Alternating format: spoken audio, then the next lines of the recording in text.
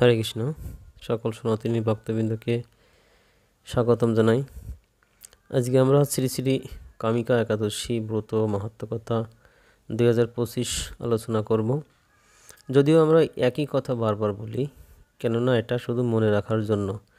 ভিডিওটি যদি আপনারা একবার দেখেন তাহলে আপনাদের মনে থাকবে কখন কিভাবে কি করতে হবে এজন্য। তো আগামী 21শে জুলাই 2025 রোজ সোমবার শ্রী শ্রী কামিকা একাদশী ব্রত।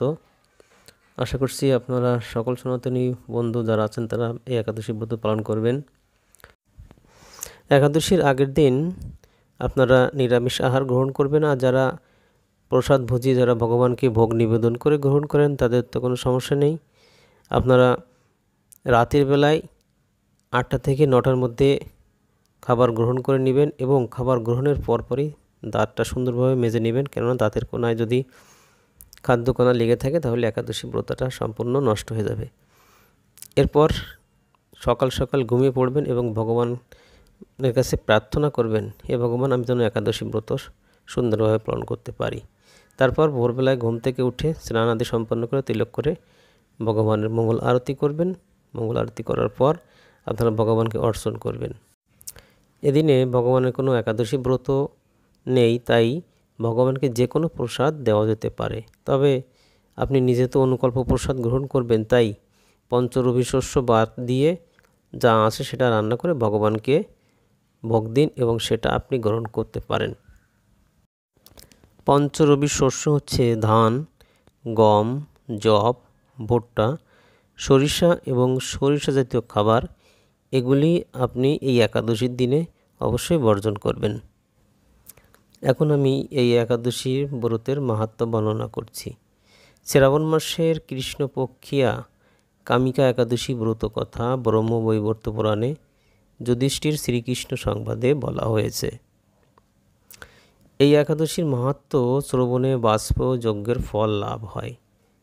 এই একাদশী ব্রত যদি শ্রবণ করা হয় তাহলে বাষ্প যজ্ঞর ফল লাভ হয়। এই একাদশীতে ব্রহ্ম হত্যা, ভ্রূণ হত্যাজনিত পাপ দূর হয়। গঙ্গা, গোদাবরী, কাশী, নৈমিষারণ্য, পুষ্কর ইত্যাদি তীর্থ দর্শনের সমস্ত ফল একমাত্র কৃষ্ণ পূজার মাধ্যমে কোটি গুণ লাভ করা যায়। এই দিনে যদি আমরা কৃষ্ণ পূজা করি তাহলে গঙ্গা, গোদাবরী, নৈমিষারণ্য, পুষ্কর ইত্যাদি যেসব তীর্থ আসছে এগুলো দর্শনের ফল তার থেকে কোটি গুণ লাভ করা যায়।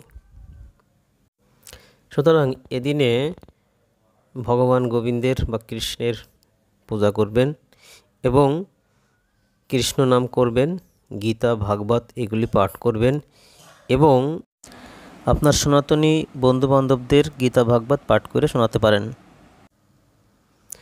তারপর সাগর ও অরণ্যযুক্ত পৃথিবী দানের ফল, দুগ্ধবতী গাভী দানের ফল অনায়াসে এই ব্রত পালনে লাভ হয়।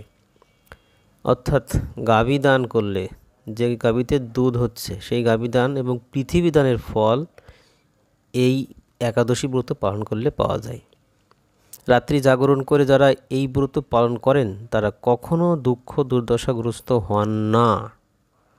এই ব্রত পালনকারী কখনো নিম্নজনী প্রাপ্ত হন না। খুবই গুরুত্বপূর্ণ কথা। তাহলে আমাদের এই দিনে রাত্রি জাগরণ করতে হবে। রাত্রি জাগরণ করে ভগবানের ধ্যান, ভগবানের জপ ইত্যাদি করতে হবে এবং এইভাবে যদি রাত্রি যাপন করতে পারি হরিকথা শ্রবণে বা হরি চিন্তা করে, তাহলে আমরা কখনো পশুজনী বা নিম্নজনী প্রাপ্ত হব না। মৃত্যুর পর আমরা কখনোই কুকুর, বিড়াল, শিরিগাল বিভিন্ন যে সমস্ত নিম্ন প্রজাতি আছে এই প্রজাতির হিসেবে কখনো জন্মগ্রহণ করব না। তারপর বলছে এদিনে কেশবপ্রিয়া তুলসী পত্রে যিনি শ্রীহরির পূজা করেন পদ্মপাতায় জলের মতন তিনি পাপে নির্লিপ্ত থাকেন। দেখবেন পদ্মপাতায় যখন জল পড়ে সে জলটাকে কখনো পাতায় লাগে না, সেটা পড়ে যায়। ঠিক তেমনি আমরা যদি এই একাদশী ব্রত পালন করি তাহলে আমাদের গায়ে কখনো পাপ স্পর্শই করতে পারবে না। সুতরাং এটি একটি গুরুত্বপূর্ণ। আরও আছে এই একাদশীতে যিনি কেশবকে তুলসী মঞ্জরি দিয়ে পূজা করেন তার জন্মার্জিত সমস্ত পাপ ক্ষয় হয়ে যায়। সুতরাং এই দিনে তুলসী মঞ্জরি দ্বারা ভগবান শ্রীকৃষ্ণকে অবশ্যই পূজা করবেন। এরপর এ প্রসঙ্গে ব্রহ্মা বললেন, হে নারদ, যিনি তুলসীকে প্রত্যহ দর্শন করেন তার সকল পাপরাশি বিদূরিত হয়ে যায়। যিনি তার স্পর্শ করেন তার পাপ মলিন দেহ পবিত্র হয়। তাকে প্রণাম করলে সমস্ত রোগ দূর হয়। তাকে জল সিঞ্চন করলে যমও তার কাছে আসতে ভয় পান।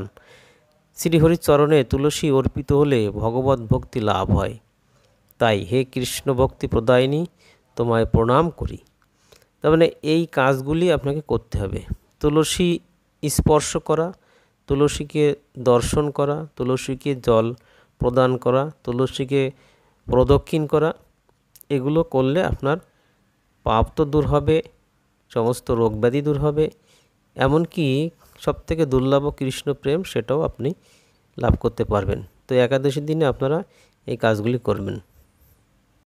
এখন 9 নম্বর পয়েন্ট হচ্ছে, যে ব্যক্তি হরিবাসরে ভগবানের সামনে দীপ দান করেন চিত্রগুপ্ত তার পুণ্যের সংখ্যা হিসাব করতে পারে না। তার পিতৃপুরুষেরাও পরম তৃপ্তি লাভ করেন। তাহলে এই একাদশীর দিনে আমাদেরকে ভগবানের চরণে দীপ অর্পণ করতে হবে। ঠিক যেভাবে আমরা দামোদর মাসে ভগবানকে দীপ দেখাই, এই একইভাবে আমরা এই কামিকা একাদশীর দিন সন্ধ্যার সময় আমরা ভগবানকে দীপ নিবেদন করব। 10 নম্বর পয়েন্ট, এই মাহাত্ম্য শ্রদ্ধা সহকারে পাঠ অথবা শ্রবণ করবেন, তিনি সর্বপাপ থেকে মুক্ত হয়ে বিষ্ণু লোক গমন করবেন। এই যে মাহাত্ম্য পাঠ করছি এটা আপনারা শ্রবণ করবেন, এবং বাড়িতে যদি একাদশী বই থাকে সেটা পাঠ করেও আপনারা শ্রবণ করতে পারেন। হরে কৃষ্ণ। তো হরে কৃষ্ণ, এভাবে আপনারা একাদশীর দিন ভগবানের নাম জপ, লীলা মাহাত্ম্য পাঠ করবেন, গীতা ভাগবত পাঠ করবেন, এবং আপনার বন্ধু বান্ধব যারা আছে তাদেরকেও গীতা ভাগবত শ্রবণ করাতে পারেন। এভাবে আপনি দিনটি অতিবাহিত করবেন, এবং পরদিন সকালবেলায় আবার মঙ্গল আরতি সেরে অর্চন সেরে ভগবানকে ভোগ নিবেদন করে পারণের ঠিক নির্দিষ্ট সময়ে গিয়ে আপনারা পারণ সেরে নেবেন। তাহলে আপনার এই ব্রতটি সম্পূর্ণ হবে। সর্বশেষে গুরুত্বপূর্ণ কয়েকটি কাজের কথা আমি আবারও বলি, যেমন ভগবানকে তুলসী মঞ্জরি দিয়ে পূজা করা, রাত্রি জাগরণ করে ভগবানকে স্মরণ করা, ভগবান শ্রীহরিকে দীপদান করা, এছাড়া মাতা তুলসীর অর্চন করবেন, দর্শন করবেন, জল সিঞ্চন করবেন, প্রদক্ষিণ করবেন। এগুলি খুবই গুরুত্বপূর্ণ। তো হরে কৃষ্ণ, এখন আমরা বিশ্বের গুরুত্বপূর্ণ কয়েকটি স্থানের পালনের সময়সূচি বলে দেব। আপনারা যে যেখানে আছেন এই পালনের সময় আপনারা পালন করবেন। তো হরে কৃষ্ণ, আসুন আমরা শুরু করি।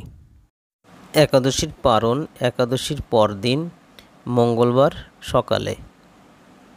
ঢাকা বাংলাদেশ 5টা 24 মিনিট থেকে 7টা 38 মিনিট পর্যন্ত, মায়াপুর ভারত 5টা 3 মিনিট থেকে 7টা 8 মিনিট পর্যন্ত, কলকাতা ভারত 5টা 4 মিনিট থেকে 7টা 8 মিনিট পর্যন্ত, দিল্লি 5টা 36 মিনিট থেকে 7টা 8 মিনিট পর্যন্ত, বোম্বাই 6টা 12 মিনিট থেকে 7টা 8 মিনিট পর্যন্ত, ব্যাঙ্গালোর 6টা 3 মিনিট থেকে 7টা 8 মিনিট পর্যন্ত, আহমেদাবাদ 6টা 6 মিনিট থেকে 7টা 8 মিনিট পর্যন্ত, আসানসোল 5টা 8 মিনিট থেকে 7টা 8 মিনিট পর্যন্ত, গুয়াহাটি 4টা 44 মিনিট থেকে 7টা 8 মিনিট পর্যন্ত, হায়দ্রাবাদ 5টা 48 মিনিট থেকে 7টা 8 মিনিট পর্যন্ত, জয়পুর 5টা 46 মিনিট থেকে 7টা 8 মিনিট পর্যন্ত, ইন্দোর 5টা 49 মিনিট থেকে 7টা 8 মিনিট পর্যন্ত, মাদ্রাজ 5টা 52 মিনিট থেকে 7টা 8 মিনিট পর্যন্ত, নাগপুর 5টা 43 থেকে 7টা 8 মিনিট পর্যন্ত, পুনে 6টা 9 মিনিট থেকে 7টা 8 মিনিট পর্যন্ত, শ্রীনগর 5টা 35 থেকে 7টা 8 মিনিট পর্যন্ত, তিরুপতি 5টা 55 মিনিট থেকে 7টা 8 মিনিট পর্যন্ত, বারাণসী 5টা 21 মিনিট থেকে 7টা 8 মিনিট পর্যন্ত, চেন্নাই 5টা 52 মিনিট থেকে 7টা 8 মিনিট পর্যন্ত, সিঙ্গাপুর 7টা 6 মিনিট থেকে 8টা 38 মিনিট পর্যন্ত, দুবাই 5টা 41 মিনিট থেকে 10টা 11 মিনিট পর্যন্ত, এবং কাতার 5টা 11 মিনিট থেকে 10টা পর্যন্ত।